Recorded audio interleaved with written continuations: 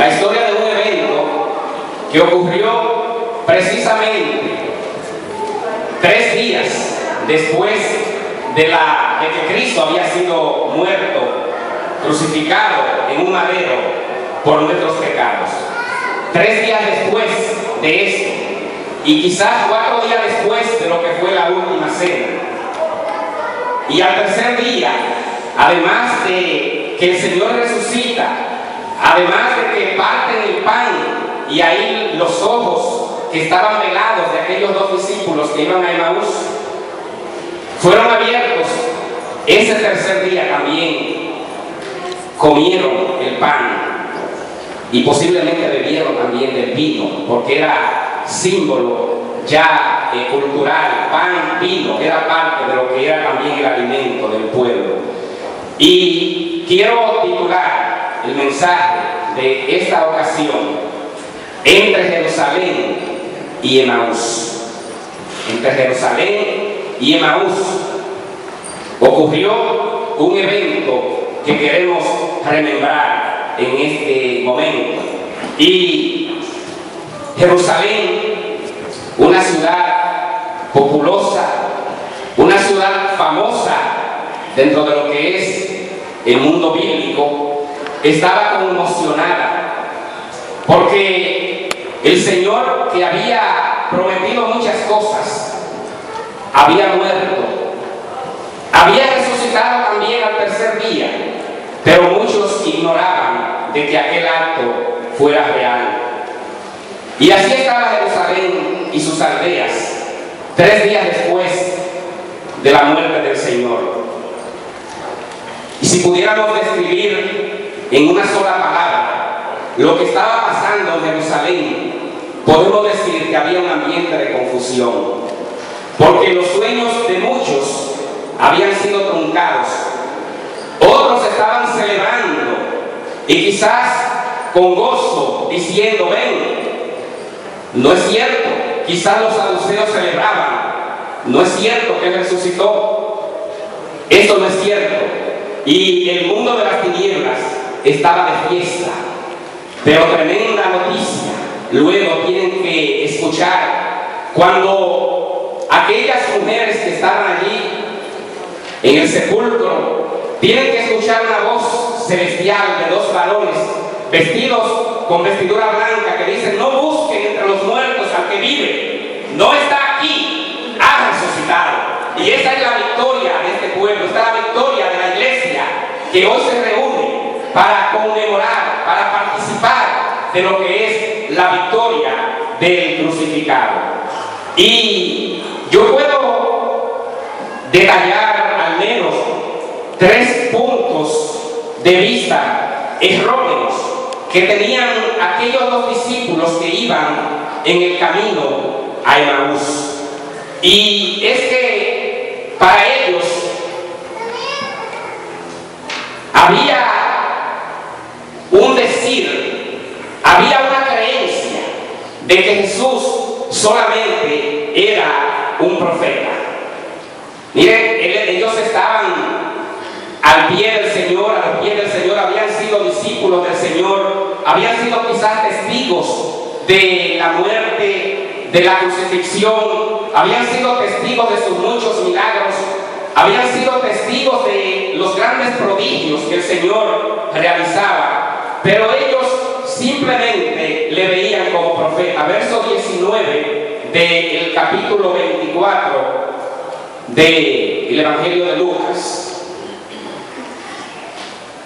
Dice: entonces Él les dijo: ¿qué cosas? Esto es hablando con Cleofas y el otro apóstol o discípulo del cual no se menciona el nombre. Y ellos dijeron: de Jesús Nazareno, que fue varón, profeta, poderoso en obra y en palabra delante de Dios y de todo el pueblo. ¿Cómo veían ellos a Jesús? Como profeta. Un varón que había sido profeta. Y ellos estaban confundidos. Y es que cuando llegan los momentos de turbación, cuando llegan momentos de dificultades a la vida del ser humano, muchas veces las mismas cosas en las que profesamos creer, llega el momento que comenzamos a dudar. Y es que la atención bloquea el pensamiento, nubla la razón, nubla el sentido, y nos convertimos muchas veces en incrédulos cuando estamos pasando por situaciones hostiles, cuando estamos pasando por desiertos, cuando estamos pasando por mares tempestuosos. Nosotros muchas veces en lo humano podemos caer en lo que es la duda, y aquello en lo cual habíamos proclamado como una verdad absoluta, la comenzamos a declarar como una verdad relativa. Es posible, pero ¿y si no?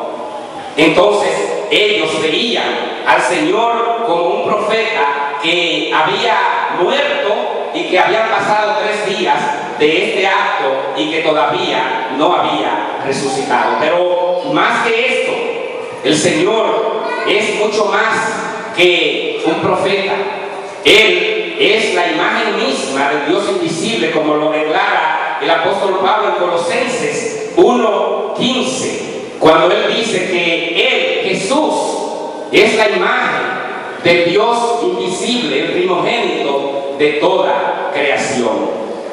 Entonces, no miremos a Jesús como un simple profeta, miremosle como la imagen del Dios mismo invisible.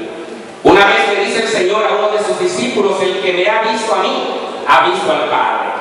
Él es la imagen del Dios invisible, es el Verbo hecho carne, es la palabra de Dios hecha vida, hecha verbo, hecha acción, de manera que Jesús, en el que usted y yo creemos, ha resucitado. Él no está allí en la tumba, Él se levantó y Él vive y reina por los siglos de los siglos, y Él intercede también por nosotros. Bendito sea su nombre. Entonces, Él es más que un profeta. Para Dios relacionarse entonces con los humanos, tuvo que tener o tomar forma humana. Y es por eso que el Verbo se hace carne. Es por eso que lo que es palabra, lo que es acción, ahora se hace visible ante el mundo. Y es por eso que tiene que nacer un día a través de la Virgen María. Tiene que hacer su entrada al mundo, porque para ser visto por los hombres necesita tener forma de hombre. Y es por eso que muchas veces nosotros recibimos palabra del Señor, recibimos muestra del poder de Dios, y muchas veces escuchamos palabras, escuchamos acciones, o vemos acciones de hombres y mujeres que se mueven en pos del Señor, y es Dios mismo obrando, porque Dios ha tomado forma humana. El Verbo se ha hecho carne y ha habitado entre nosotros, se ha hecho visible ante el mundo. Ese privilegio no tuvieron los que vivieron en el antiguo pacto, porque ellos veían solamente, escuchaban solamente palabras, ellos veían luces, ellos escuchaban voces, pero Dios no se les revelaba a manera visible. Pero ahora, en el nuevo pacto, dice Pablo que Él se revela, ha tomado la forma humana y se ha hecho visible. Lo invisible se ha hecho visible ante el mundo, para que así le creamos, para que así nos movamos y para que así podamos actuar y mantenernos en este mundo. Entonces, es más que un profeta. Él derramó sangre, pero también hubieron otros profetas que derramaron sangre. El caso, por ejemplo, de Isaías. El caso de Isaías es un ejemplo de que hubieron profetas que derramaron sangre, pero esa sangre no fue suficiente para pagar tu culpa.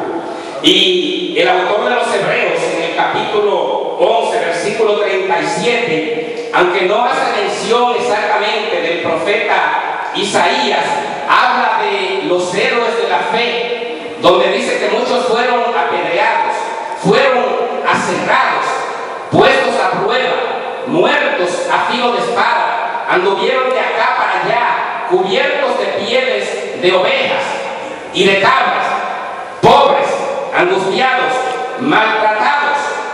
Pero me llama la atención mucho cuando habla de que hubieron algunos que fueron aserrados. Wow. Y dice la tradición que en una ocasión el profeta Isaías fue perseguido y se ocultó en el tronco hueco de un roble. Aquel tronco fue derribado y aserrado, y ahí se cumple entonces la palabra del autor a los hebreos cuando dice que muchos fueron también aserrados. Derramó sangre Isaías, pero esa sangre no fue suficiente. Habla también de otros que murieron, que derramaron sangre. Por ejemplo, el caso de Juan el Bautista, el último profeta antes de nuestro Señor, y dice la Biblia que él fue decapitado por Herodes el tetrarca y derramó sangre también. Murió y su sangre fue vertida, su sangre fue quizás tragada por la tierra, pero esa sangre no fue suficiente para redimirnos de nuestra culpa. Solamente la sangre de Jesús pudo redimirte del pecado. Solamente la sangre de Jesús fue suficiente para pagar la culpa, una culpa infinita, una culpa que por muchos toros que fueron sacrificados, muchas ovejas, muchos corderos, muchos palominos, no fueron suficientes para pagar una deuda infinita, porque solamente un ser infinito puede pagar una deuda infinita, y ese ser infinito es Cristo Jesús, aquel al que nosotros servimos y adoramos. Jesús fue mucho más que un profeta. Como profeta anunció su propia muerte y también su resurrección. Como profeta anunció que moriría, pero también dijo que resucitaría al tercer día. Como profeta dijo que también tendría que entrar a Jerusalén y que allí sería burlado, vejado por su propio pueblo. Esto lo hace el Señor como profeta. Y si usted busca otros pasajes a lo largo de las Escrituras, encontrará que el Señor como profeta hizo muchas cosas, hizo muchos anuncios que fueron posteriormente cumplidos. Como sacerdote entró a un santuario no hecho de mano, y no entró con sangre ajena, sino con su propia sangre para pagar lo que era esa deuda infinita que nosotros teníamos ante el Padre. Y estoy hablando acerca de que Jesús es más que un profeta, porque Él cumple tres oficios ministeriales muy importantes que encontramos a lo largo del Antiguo Testamento, de lo cual únicamente el rey David pudo cumplirlo como tipología de nuestro Señor, porque este Jesús, además de profeta, fue sacerdote y también rey, al igual que David. Como sacerdote, él entró una sola vez y para siempre. Los antiguos sacerdotes tenían que hacer este rito una vez al año y repetirlo y repetirlo y repetirlo, pero caducaba. El sacrificio del Señor es eterno. Él lo hizo una vez y lo hizo definitivamente. Porque una vez que lo hizo, Él se sentó ante la diestra del Padre. Y cuando dice que se sentó, lo que está diciendo es que terminó. Acabó la obra. Y por eso hay una ocasión en la que el mismo Señor, con sus propias palabras, dice: he consumado la obra de la redención. Y para redimir a un mundo de pecado, pues Él derramó su propia sangre. Además de profeta, sacerdote, decíamos que fue rey. Como rey, vive y reina por los siglos de los siglos. Este es al Jesús que servimos. Este es el Jesús del cual participamos y remembramos al tomar los símbolos santos que nos recuerdan aquel que murió, pero también nos hacen pensar en aquel que resucitó. Y si hay victoria en la iglesia de hoy, es porque servimos a un Dios vivo, que no está allí en la tumba, porque usted puede a lo largo de la historia verificar lo que ha pasado con hombres grandiosos, los fundadores de los grandes grupos religiosos, de los cuales podemos decir que todos murieron, pero únicamente ante la tumba del Señor se dice: aquí estuvo sepultado nuestro Señor. En la tumba de otros líderes dice: ahí están los restos de fulano de tal, de Buda, de Confucio, de otros líderes que vivieron y fueron buenos, pero sus huesos están allí. Los huesos del Señor no están en una tumba, porque Él volvió a tomar la vida y Él vive y reina. Este es nuestro Señor. Hay un segundo punto de vista erróneo que tenían aquellos discípulos desesperados que iban en el camino a Emaús. Y es que ellos decían en el verso 21, dice: pero nosotros esperábamos el que habría de redimir a Israel. Y ahora, además de todo esto, hoy es el tercer día que esto ha acontecido. Nosotros esperábamos que Él era el que había de redimir a Israel. ¿Qué encontramos aquí? Otra vez, unos sueños frustrados. Ellos esperaban que Jesús habría de redimir a Israel. La redención del pueblo de Israel era el sueño dorado de todo judío, porque el pueblo de Israel había sido esclavo de todos cuantos imperios habían pasado desde la época histórica, desde los tiempos más remotos. Habían sido subyugados por los asirios, los caldeos, los griegos, ahora por los romanos, los medo-persas. Todos los imperios habían subyugado, habían esclavizado al pueblo de Israel. Y todo aquel que se siente esclavo, cuando se le ofrece la oportunidad de liberación, ese es el sueño más anhelado que ellos tendrían. Ellos soñaban con un gobierno presidido por nuestro Señor Jesucristo en lugar del César. Y qué buena noticia sería esto, que Jesús tomara el lugar del César y gobernara entonces a Israel como una nación que retomaría lo que era la dignidad que había tomado en los tiempos de David, cuando el pueblo proclama libertad, cuando el pueblo de Israel vuelve y reúne las 12 tribus, cuando el pueblo de Israel vuelve a retomar el arca que le había sido arrebatada, cuando el pueblo de Israel vivió con respeto ante el resto del mundo. Y ellos adoraban. Es por eso que cuando el Señor entra a Jerusalén, ellos dicen: Hosanna al Hijo de David. La herencia de David vuelve otra vez.